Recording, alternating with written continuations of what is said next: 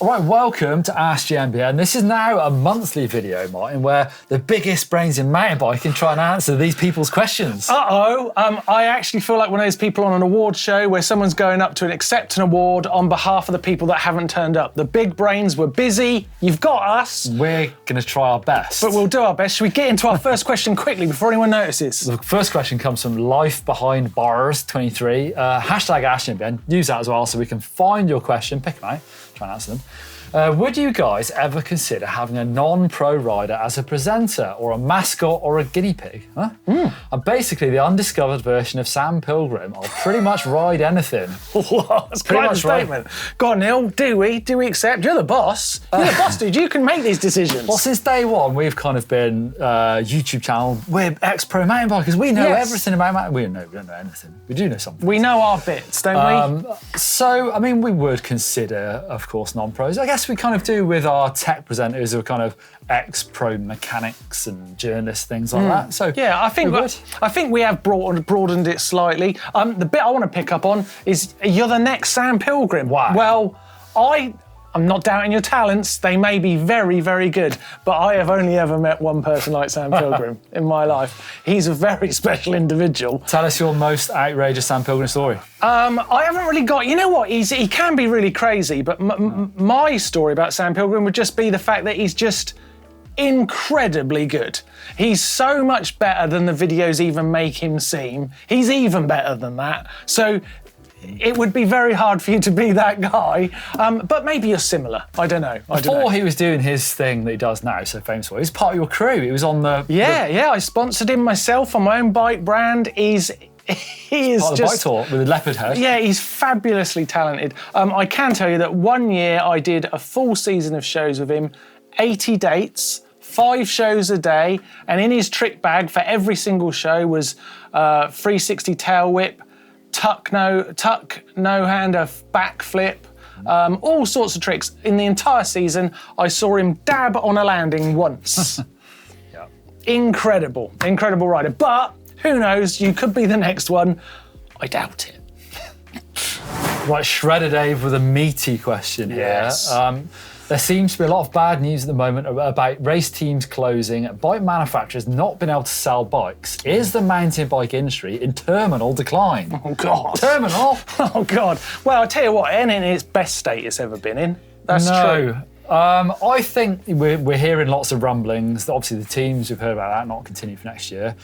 I think that is more of a symptom of the market at the moment. You know, we've heard from lots of people saying that after COVID, there was, no one could get bikes and then everyone over-ordered. So there's this big supply and demand sort of zigzag. Yeah. And we're now seeing lots of cheap bikes around because they're oversupplied. People have got to try and get rid of the bikes. There's warehouses full of them. And there's manufacturers really struggling at the moment. And that's what's playing out. I mean, I was there in 2009. I lost my pro ride because of the financial crisis worldwide, where the first thing they do when the companies are in trouble, they get rid of their marketing budget gets cut. And that mainly means pro riders straight away. Yeah, it wasn't your results. I won the last British National I ever did, and I still got the sack.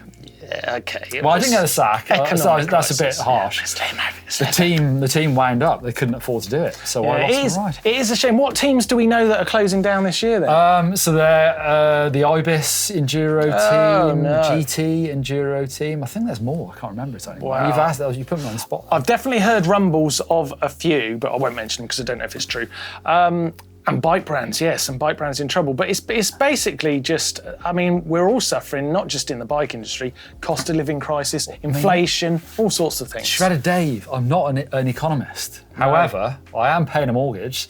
So everyone knows at the moment, inflation is pretty crazy as well. So I think it feels to me like, at the same time, that's all happening. People aren't spending their money, and I hope these bike companies will survive.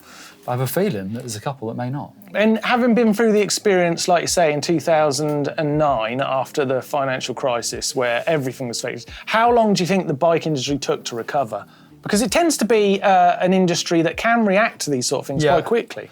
I mean, I don't know. Again, I'm not an economist, but I've heard rumblings of like kind of 18 months down the line, and we should be seeing the back of this. Yeah. It's always felt stable. I don't think it's in terminal decline. I think it's in pretty serious issues at the moment, and we might see companies being bought and sold and all that. But it'll come back around, I'm sure of it. well, at the end of the day, it's bicycles, and they're not going anywhere, are they? You can't buy happiness, but you can buy a bicycle. Apparently the greatest invention of all time. Right, next question is from the Butler NZ, and basically he's asking, can you fit a 27.5 wheel in a 26-inch wheel fork?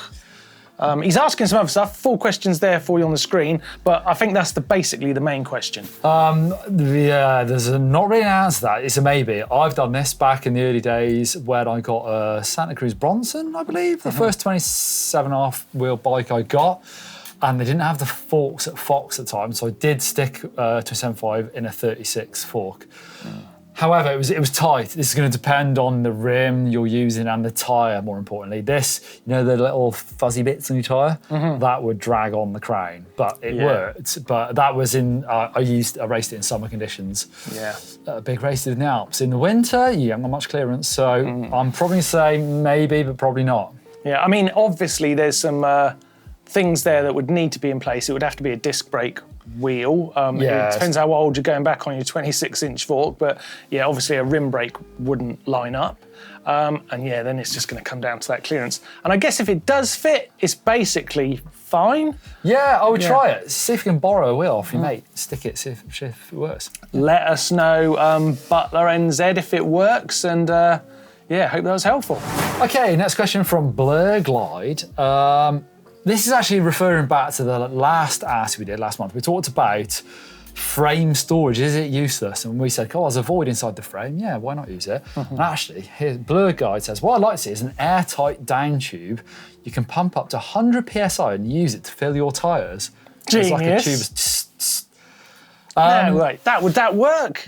Well, kind of getting into this. So BMC actually do this. I've seen the dropper post they use where it resets itself down and up.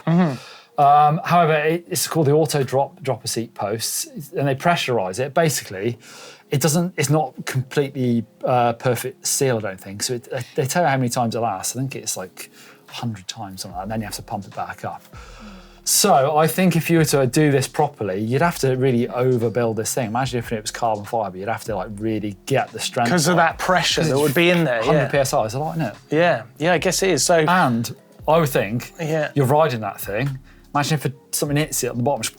God, you'd get a shock, wouldn't you? That'd be a hell of a noise. Your bike just exploding on the trail. I like the idea, though. It's clever thinking, and I guess that space is there. It's always good to use it, but would you be better off just using that void in the frame to put a, track pump in there or something, and basically you're fine? Well, they're not that heavy, are they? Butler NZ, it's about the same thing. He said his brother used to build 4x4s and use a roll cage as an air tank for tyres and an aircon pump. I've heard of that. So you actually use the inside of the tube. So it's possible, but that's using big, probably steel tubes to do that, so it's super strong. Yeah. I like your theory, though. It's a good idea, but yeah, maybe the requirements needed to make it happen is maybe too much for us ever to see it.